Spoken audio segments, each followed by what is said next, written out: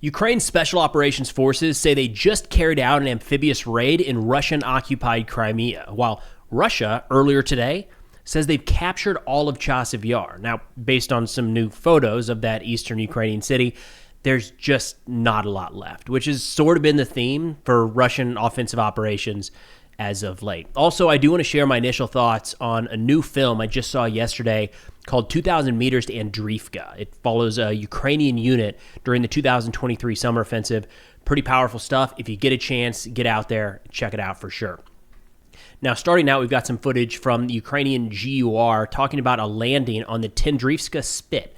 I'm going to pull up a map here, deep state map, to show you where that actually is. Zooming in here, down near Crimea, just off the west coast here, you see this spit of land, as it's called. So it's essentially a sandbar. And Russia, for a while, has had air defense assets, especially radars and electronic warfare jammers here, to try to prevent Ukraine from carrying out either air or sea-based operations into other areas of Crimea. Just zooming out a little bit, you can see how having air defense right here would be helpful to stop things coming from Odessa towards Crimea. Nonetheless, let's pull up the GUR footage here. And they say warriors of the GUR conducted a combat operation in the northern part of the Black Sea. On the night of July 28th, scouts landed on the Tendra Spit and eliminated the positions of the occupying forces along with personnel, an electronic warfare complex, and a radar station. The Ukrainian flag was raised over the island. The operation was carried out without losses on our side. Now, there was actually a Russian response to this. Archangel of Special Forces pushed back and said that didn't happen at all and gave a very different series of events. Now, I should note that the Russian version here doesn't come with any video. So, to be fair, you can't prove a negative, but we do have the footage from Ukraine that we're showing here. The Russian version just says, no, very different series of events. They really just fired on our positions. So, Archangel of Special Forces said, quote, "There were 4 landing boats that our fighters heard and began shooting in their direction. Their movement stopped there. Probably the enemy deliberately did this to be noticed, because after that, the Ukrainian side delivered a massive drone strike on our exposed firing positions. As in, they made some noise out in the Black Sea, and when the Russian forces opened fire, there were drones overhead that began carrying out strikes. They say these strikes included Bayraktar UAVs. Haven't seen those or heard of those in quite a while. FPV drones, and then the unmanned surface vessels with mounted multiple launch rocket stations, which we have seen those in use. It's a wild innovation, but nonetheless, the Russian version here is largely long-range strike munitions being utilized to hit the Russian targets, nothing about an actual landing. They say, meanwhile, Ukrainian channels tell stories about massacred Russian soldiers, which of course is not true. The situation is currently very calm, and the armed forces of Ukraine returned to the Odessa region after their failure. So he said, she said kind of thing. We do have footage from Ukraine. It looks like there were people landing on a beach. They say that was the spit down there off the coast of Crimea. Russia says no such thing ever happened.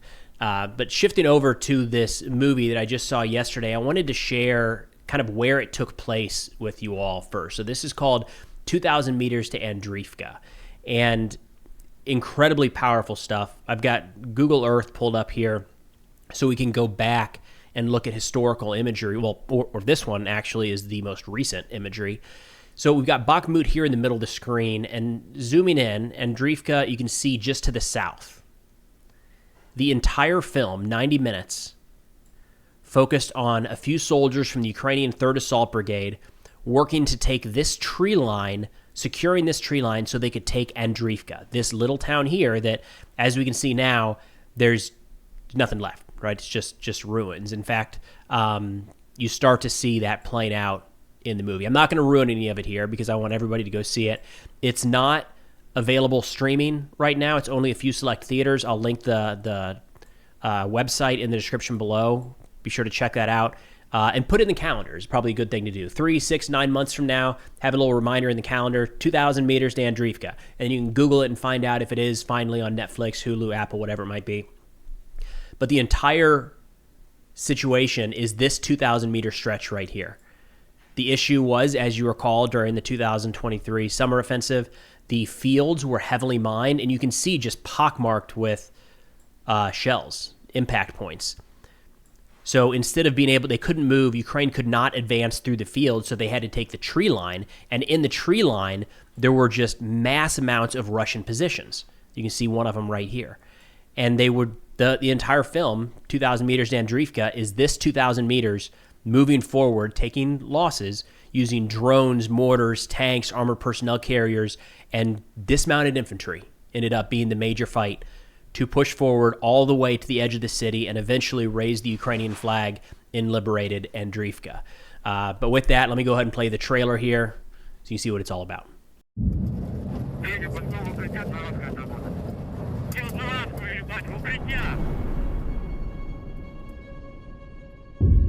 Ukrainian forces have now launched their much-talked-about counteroffensive. Expected to be the biggest military operation in Europe since World War II.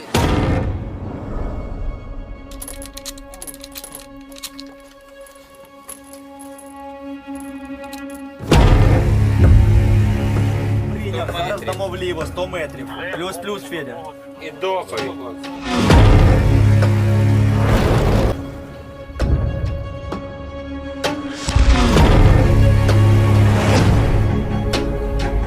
Просуваемся, пацаны, просуваемся!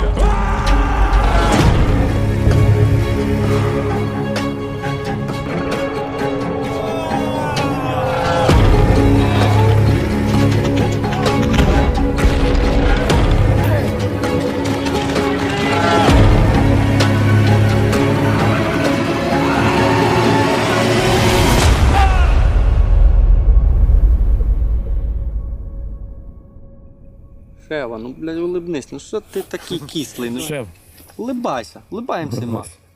якщо ця війна буде до кінця нашого життя?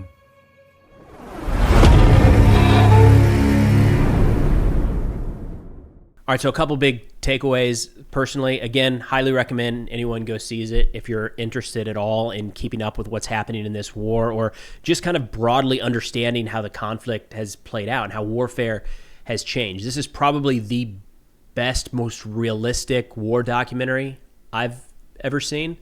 Prior to this, I would put Restrepo up there. I always thought that was incredible, and a couple others in Afghanistan. But in terms of modern warfare, a type of fighting that you would recognize based off of these videos and videos that you see on Telegram and X, this was it. It was a mix of documentary footage and helmet cam footage from the soldiers in the 3rd Assault Brigade. And the way that that footage was put together, it made it feel like they were talking to you. I felt like they were talking to me in the theater and having the conversations with me, which really made it hit home. They did what I think was a really good job of, it wasn't, while the vast majority of the film was combat, very close range, personal combat, and you can hear the Ukrainian soldiers screaming at the Russians. They're so pissed off, saying, "What are you even doing here? Go home. Why are you here? This is your fault." And you can just hear the passion and the understandable anger in their voice as they're clearing these positions.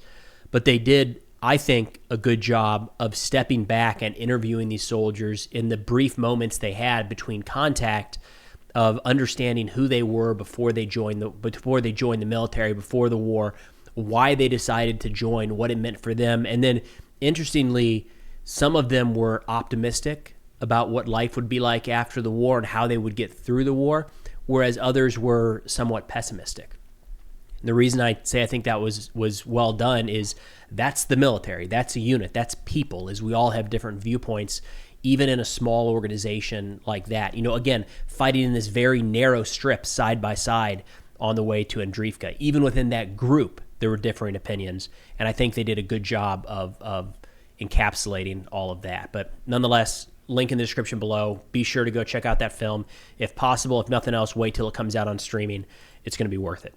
Now, shifting over to some battlefield updates I wanted to share here. Some of this is actually relatively contested at this point. I do want to set the stage by kind of throwing a wet blanket on everything from the Russian perspective here. Igor Girkin looking at the whole battlefield situation and saying, this isn't good. Essentially, the Ukrainians we're advancing where the Ukrainians don't view as necessarily strategic locations. So Girkin, who historically a doom poster, right? Everything is always awful for Girkin, so keep that in mind.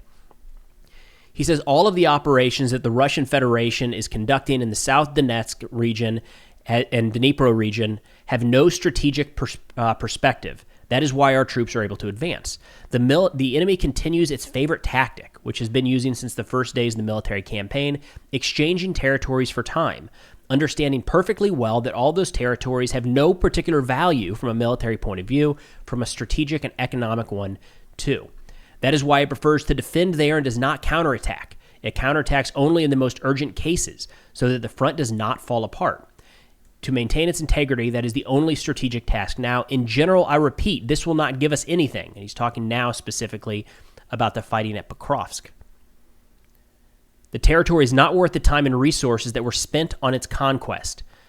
In those directions that are truly strategically important for the enemy, Kharkiv and Sumy, the front is practically at a standstill or wandering back and forth. That is, our advance is followed by a counterattack by the enemy, which unfortunately often ends in success for him and failure for us. Again, Gherkin always kind of over the top and just angry and depressed about everything that's happened with Russia. Interesting point here that everything around Pokrovsk is not worth it. It's not strategic. I would argue that a lot of these pockets have lost their strategic value that they had earlier in the fight. As Ukraine has been able to move back and establish more defensive positions a little further to the rear. But nonetheless, this Russian strategy, and you can when you zoom out, you can really see it at play. These cauldrons they're forming in a couple different areas are a real problem for Ukrainian forces, and that is how Russia has advanced by and large throughout this war. So I wouldn't look at Pokrovsk or Konstantinivka up here to the north and say it's nothing. It doesn't matter at all, because the further these lines stretch around the defense hub, the harder it is for Ukrainian forces to hold that terrain. And, you do that once, 2, 3, 4, 5 times, and eventually that is how the lines have shifted inland further into Ukraine. Now, moving up here to Chasiv Yar, where Russia just earlier today announced that they have taken this city, but it's a little bit contested. We've got some Ukrainian channels pushing back saying, what on earth are you even talking about? Now, Chasiv Yar, just up here west of Bakhmut. The issue here, of course, being that as Russian forces advance through Chasiv Yar, they have a better chance of encircling Konstantinivka right here. This fight for, too far in. This fight for Chasiv Yar has been going on for at least 15, 16 months at this point. The fighting for the city portion of Chasiv Yar, just west of Bakhmut, and it's been slow and grinding, to say the least. Now, Alexander Kotz, with quite a bit of footage released here as well, says the city of Chasiv Yar in Donetsk has been liberated. This was reported in the daily briefing by the Ministry of Defense. Deep State Map, Ukraine source here, pushed back on that and said, no, they didn't. They just carried out more flag raisings in territories. And then a Ukrainian military spokesperson said, quote, the situation in Chasiv Yar is the same as in recent months. Russia is simply lying again.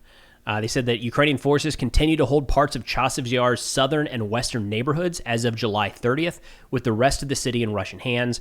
No flag raising, notably, in any of the areas where we know that Ukrainian forces are still holding on. So the areas that were contested last week appear to still be contested. The flag raisings appear to be in areas that Russia took days or weeks ago. So either way, a little bit of an information op here around Chasiv Yar. And turning back to Alexander Kotz and the claim here, he says fighting for this 13,000-strong population city in the north of former Donetsk has not ceased since April 2024. The enemy stubbornly clung to the industrial zone of the refractory plant and the high-rise buildings in the west of the settlement. They had to be driven out from there slowly and tediously, but now Chasiv Yar is ours. This means that Russian troops have opened a window of opportunity for further rolling up the Ukrainian armed forces in the DPR. First of all, the liberation of the city allows the securing of the flanks of the center group, which is currently trying to cut off the logistics for Konstantinivka and bypass it from the east and northeast. Back to the map here to show you this area. So you can see this pocket here, Konstantinivka, talking about bypassing it to the east and the northeast. He said its capture will allow reaching Druskivka, and from there, direct paths, out a little bit more here, direct paths to Kramatorsk and Sloviansk, where the rear structures of the Ukrainian armed forces are deployed. That's a little rosy, I would say, from Alexander Kotz. Yes, technically they are moving in that direction, and if Chasiv Yar, is to fall, then yeah, that's in the right direction. But Kramatorsk and Sloviansk have been the focus of Russia for a long time, like since the war began. And there's still nothing at this point to suggest that even if they are able to advance and take some of these territories along the front, that Russia has anywhere near the capacity right now to effectuate a large-scale fracture in the Ukrainian lines and then actually exploit it and move through at a rapid pace. So, yes, technically, they are moving towards Sloviansk and Kramatorsk. Unless something drastic changes, we shouldn't expect these two to be under Russian fire, any more significant Russian fire, anytime soon. Now, turning back to the map here, looking a little further south, Pokrovsk. Alexander Kott's also talking about this, and we got some interesting footage shared by the Russians showing they're clearing some of the southern forest belts just south of the city. He says fighters of the center group of on the approaches to Pokrovsk are manually blowing up enemy dugouts and pillboxes. Assault troops are clearing the forest belts. Units of the center have already managed to cut the highway connecting Pokrovsk and Minorod, so right here. And we've seen that for a while. That's generally the cut there is not done with direct fire. Or with troops on the ground. It's done with drones, and there's a heavy volume of drones, and specifically fiber optic drones, being utilized in and around Pokrovsk. He says the enemy is holding onto it fiercely and actively transferring reinforcements to this section. Kyiv understands without losing their connection to Pokrovsk, or if they lose these connections to Pokrovsk, the Ukrainian forces there will not last long. So no major changes in this pocket, which is kind of notable because a couple weeks ago we saw a little bit of a breakout up here to the northeast of Pokrovsk as Russian forces kind of spread in a couple different directions. Since then, by and large, not much of a change. Now, one other area that is getting a little bit more attention as of late that's not really been a focus area, but now does appear that it's going to be kind of a center of some pretty heavy fighting if things continue, is further west here, just south of Zaporizhzhia. We can zoom out a little bit, along the Dnieper kind of floodplain, here in the area of Plavni. And this is an area where we've seen Russia talk about the massing of forces and kind of the advance of certain units in recent days. Turning to Archangel of Special Forces to talk about this, he says, quote, in the area of the settlement of Plavni, here on the map, units of the 108th and 247th Regiments are advancing successfully, storming enemy positions. The enemy has transferred reserves to this sector. Assault enemy units have arrived as well as additional UAV crews. Fighting occurs every day. The heat on the street is unbearable. Drones fly one after another like at the airport. The situation is difficult. He says, we understand that this sector will be tough for us. This is because the enemy, starting from the summer of last year, 2024, and ending in the spring of 2025, has been fortifying their positions. Positions were dug by excavators, filled with concrete, with long underground communication routes and several dozen firing positions. So that's going to be really interesting to see, because I don't believe at this point we have seen Russian forces go head first against any of these very well-constructed Ukrainian defensive lines. Concrete barriers, clear underground pillboxes. They might have started to see a little bit of that around Pokrovsk, but this was certainly an area that Ukraine built up over the course of the last year and a half, and now Russia is having a hard time trying to bypass it. The terrain here in the west also will be of note. It looks like clearly swampy enough, marshy enough to not facilitate any sort of ground movement. So Russia is somewhat canalized along this one main road moving north towards Zaporizhzhia. But this is probably the first major offensive operations we've seen west of.